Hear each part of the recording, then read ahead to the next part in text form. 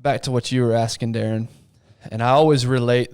I relate a lot of things back to physical fitness. And you said, if you're in a dead sprint, how does this apply to you?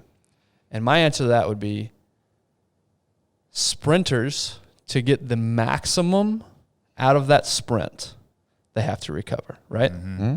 Say you're wanting to sprint a 200-meter dash. To run your absolute fastest 200-meter dash, you have to. There's an ability there to recover. Right. So if you're in a time of life where you are in a sprint, because I feel that way as well. Mm. And a lot of my me time has been neglected lately. But I have to understand that times of recharge and reset are only going to make my performance better. I know it doesn't feel like that. I know it doesn't feel like me taking time for myself every day is going to actually help me perform better in my 3 businesses if I'm you, Darren. Yeah. Right. But just understand, just like in physical fitness, you have to have that time to recover. So what And we're not talking an hour. Like for me, maybe it's an hour, maybe it's an hour and a half. Yes, that's what I'm trying to get to. Some people don't get that. Some people don't have that. Yeah. I think you can.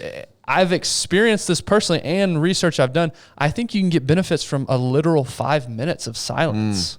Yeah. And we're going to talk about that in a minute. But literally, it only takes 5 minutes of what, if you just shut everything off and you didn't think about anything else, what 5 minutes could do to reset and recharge. And we talked a second ago about the benefits. One, Tyler, you did a great job of listing those off. Another thing I wrote down, I'm constantly thinking about how can I improve? How can I get better? Right? If I'm sitting idle, I'm not improving. And that is a detriment at times. That was gonna be my. That propels me and it helps me in a lot of ways, but in other ways, my brain is always continuing to go. Because what do you do in your you time?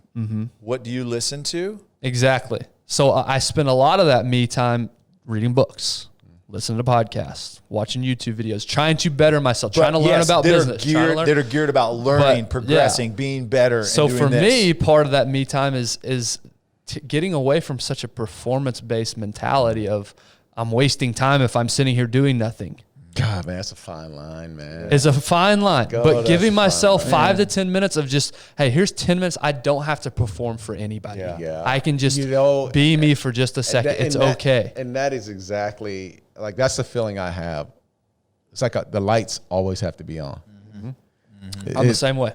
There's an on switch for everything, whether it be a speaking engagement, whether it be on a Zoom call, I feel like I'm on all the time. And to turn that switch off, that could probably be scary for me. It is scary. And that's a road that I have to go down at some point, because you're right, because I'm running out of gas, man. I've told y'all this, and I brag about it, thinking these guys are going to think I'm really cool. I don't really watch much TV anymore. Right. I don't really watch games or sports because I'm sitting there thinking, this isn't doing anything for me.